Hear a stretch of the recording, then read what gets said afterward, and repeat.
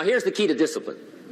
Start with the little disciplines, get excited over the little disciplines, and get right on those, because those will lead to the big ones. You can't handle the big challenges in life unless you take on the little ones. Make a list of all the things you can do, get right on those, discipline yourself for those, both for the results and for the muscle and for the practice, so that when life hands you some big challenges, you'll be ready, you'll have the muscle. But see, if you don't handle the small ones, you can't take care of the big ones. Okay, here's what else it takes for life change. Self-motivation. Key phrase, self-motivation. I don't know why we call it self-motivation. It's really the only kind there is. You've got to motivate yourself. Because I found out you can't change people. They can change themselves, but you can't change them. Lord knows some I've tried. But see, it won't work. People have to change themselves. I learned some of those lessons early. I built a little sales organization way back in those early days. I'm 25. And I had some nice people. I said, I'm going to make these people successful if it kills me. I almost died. Right? I mean, you can't do that.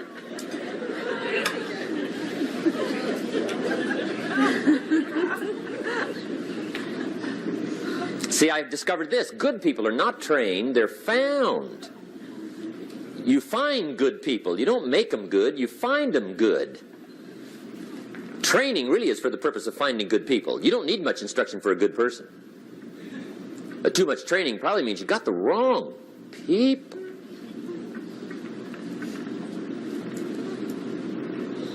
So you got to find the right people. That's the key to getting a good job done.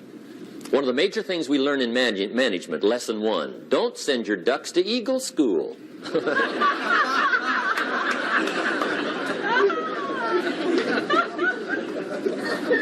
Because it won't help. I mean, I'm telling you, it won't help, no matter how good your school is. And the little eagle badge and little eagle hat, I'm telling you, it won't help. It won't help. You can tell whether your school's done any good, right, is when it's over, right? The duck goes for his first rabbit and makes him a friend. You say, no, no, no. Anyway, so it takes self-motivation to really alter your life. And you don't want to give self-motivation away to somebody else and make it somebody else motivating you. The guy says, boy, if somebody just come by and turn me on. What if they don't show up? Right? See, you got to have a better plan for your life. Okay. Now, if you're excited and you're ready to change, let me give you 3 steps to start life change that can change your life, your personality, your lifestyle. Everything can change. Here's the steps. Number 1, find out how things work. The first key to doing better is find out. To change your life, really, you need ideas. There isn't anything an idea can't change. And Schoaf taught me the major problem is lack of an idea, not a problem. At first, I didn't have any money. I said to Mr. Schoaf, I don't have any money. He said, that's not a problem. Now, see, up until then, I always thought it was. Right? I was confused. He said, no, no, the problem is lack of an idea on how to create money and wealth. It isn't lack of money, it's lack of ideas. So if you get the ideas, see, you can change anything. Now, to get ideas, you need a constant study of finding out. Now, Schoaf also said, when you find out something that works, put the information in your journal. Don't use your head for a filing cabinet. Put it in your journal so that you can do the next best thing. Repetition, repetition, repetition. Go over it. And if you repeat it, go over it, sure enough, someday, some mysterious day, the idea takes root, starts to grow, and shows up in your bank account, and your dress, and your personality, and your lifestyle. But capture the ideas in your journal. Find out how things work. Schoaf gave me this word for my life change. He said, study. Great word. If you wish to be successful, study success. If you wish to be happy, study happiness. If you wish to be wealthy, study wealth. Don't leave it to chance. Make it a study. Some people just go through the day with their fingers crossed. See, that won't do it. You've got to study the things that can change your economic, social, spiritual, personal life. Now, here's a qualifying phrase. And we'll have several of these qualifying phrases throughout the seminar. Here's the first one. You may not be able to do all you find out. I understand that. You may not be able to do all you find out, but you should find out all you can do. See, you don't want to wind up at the end of your life and discover that you've lived only 1/10 of it. And the other 9/10 went down the drain. Not for lack of opportunity, for lack of information. So that's number one, find out how things work. Now here's the best human virtue for finding out. Curiosity. Make a note of that. Curiosity. Be curious. You might add a word to it that'll help. Childish curiosity.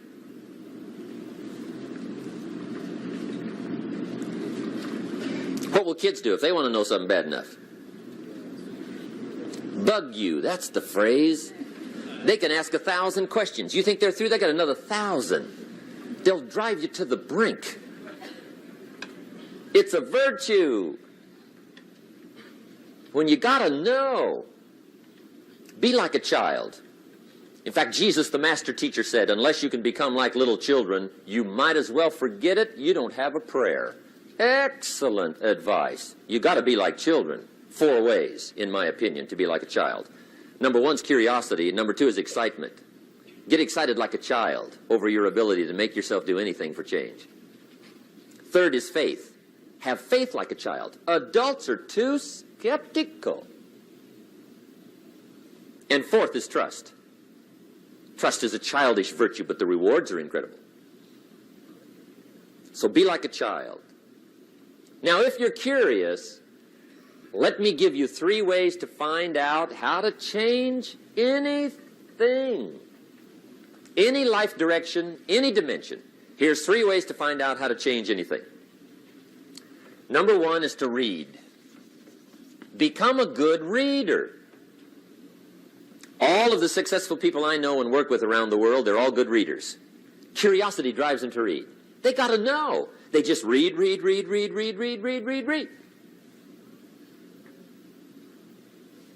Become a good reader. Now, that's my opinion. Listen to the other lecturers and listen to me and make up your own mind. Don't be a follower. Be a student. Okay? I say, really, for life change, you got to read. One way to learn is from your own experiences, but another way to learn is from other people's experiences. See, one book might save you 5 years if you read it. Did you know there's books on how to be stronger, more decisive? Be a speaker, be a leader, have a better effect on other people, develop your personality. Did you know there's books on that? And people don't read them? How would you explain that? And they can read. Did you know that hundreds of successful people have written their stories in books and they wrote down how they did it and people don't read it? How would you explain that? The guy's busy, I guess. You know, you get tied up. The guy says, well, yeah, you work where I work. By the time you struggle home, it's late. You got to eat a bite of supper, watch a little TV, get to bed. You can't sit up half the night reading. And the guy's behind on his car payment. Good worker, hard worker, sincere. But you got to be better than sincere and work hard. Otherwise, at the end of your life, you'll wind up cold, stony broke. You got to be better than a good worker. You got to be a good reader. The whole world is governed by laws. The universe, in fact. Laws. We call it the law of electricity. We call it the law of gravity. There's mathematical laws. There's physical laws. Speed and velocity laws. Agricultural laws. There's all kinds of laws. Now that we find ourselves on the spinning planet, you just have to learn what I call the setup. Learn the setup. Life's setup. Now, we didn't set it up, but we're here, so you got to learn it. And we should learn the setup for two basic reasons. Number one, to keep from getting hurt. It's one of the major reasons for learning, so you won't get hurt. See, economically, socially, personally, you can get hurt just not knowing. Ignorance is not bliss. Ignorance is poverty. Ignorance is tragedy. You got to know, or you're going to get hurt. It's good to know not to walk out the 10-story window. That's excellent information. Now, what if a guy didn't know and he walks out? Now he's dead at the bottom. Somebody says, well, the poor guy didn't know. You got to know, or you're going to get hurt. Okay. Now, here's a parenthesis. You don't have to like the setup. I don't ask you to like how it is. That's not what's important. But it is important to learn how it is. Okay, so you don't have to like it, but you should learn it. That's what I tell the kids, right? Make sure you get the information. What you think about it, that's up to you. What you're going to do with it, that'll soon be up to you. But make sure you get it. See, there's nothing worse than being stupid. Nothing. I mean, being broke is bad, but being stupid is awful. And what's really bad is being broke and stupid, right? That's about the end of the world. I mean, there isn't anything much worse than that. Unless you're sick. Sick, broken, stupid. I mean, that is it, right? There's nowhere else to go. So make sure you get the information. It's key. You don't have to like it, but learn it. If this big monstrous thing lifts up in the sky, hangs there for a little while, cuts loose, comes crashing down, boom, shakes the ground for 5 miles. And then this big monstrous thing lifts back up in the sky, hangs there for a little while, cuts loose again, comes crashing down, boom, shakes the ground for 5 miles. It just keeps doing it, this big monstrous thing, lifting up and then crashing down, boom.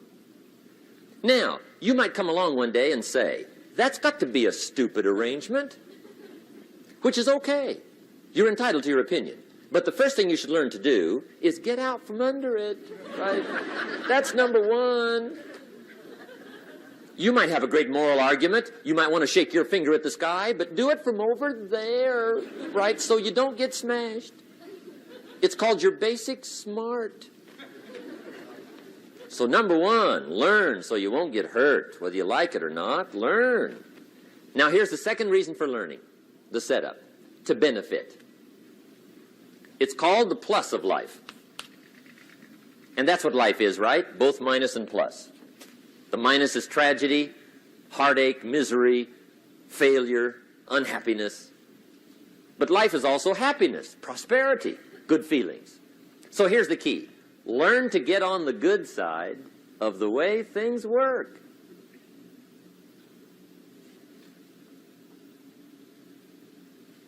Now, here's two of the basic laws, and we'll take our break. Shof taught me these. They come from the Bible. Now, again, I'm an amateur, okay? When it comes to the Bible, I'm not a pro. So you'll sort of have to take my way of putting it. But here they are. The first one is the law of use. The law of use. And it goes something like this. Whatever you don't use, you lose. Lack of use causes loss.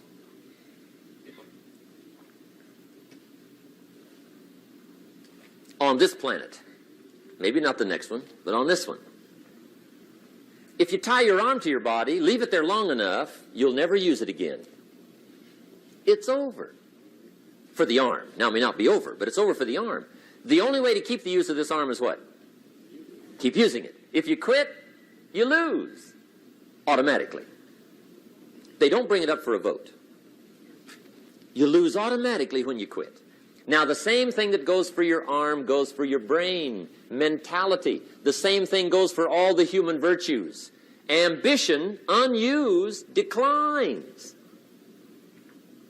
Strong feelings, unused, diminish. It doesn't grow, it diminishes. Faith, unused, decreases. It's a law. Vitality unused diminishes. Energy unused decreases. The guy says, well, I'm going to save up my energy. You can't do that. That's like trying to save today, put it on the end of the year. See, you can't do that. They'll come take you away. If you don't use today, what? It's lost. The guy says, well, I'll work twice as hard tomorrow to make up for it. See, that's foolish. You could have done that anyway. Today unused is lost. A talent unused is lost. An ability unused is lost. So here's one of the key expressions of the evening. Take a new inventory of yourself. Starting tomorrow, new project. Take a new inventory. And make sure that all of your talent and ability and mentality and ingenuity and vitality and strong feelings, faith, courage, make sure that all you've got's being used. Otherwise, you lose. Now, one of the best illustrations of the law of use is a Bible story called the Parable of the Talents. The talent story. Interesting story if you haven't read it in a while. Just review it. It's a good story. An ancient story. It says there was a master with 3 servants. He got them together one day, and he said to the 3, I've got these talents. And in those ancient days, a talent was a measure of gold. And he said to the 3 servants, take these talents and see what you can do with them while I'm gone. He said, I'm taking a journey and I'll be gone for a while.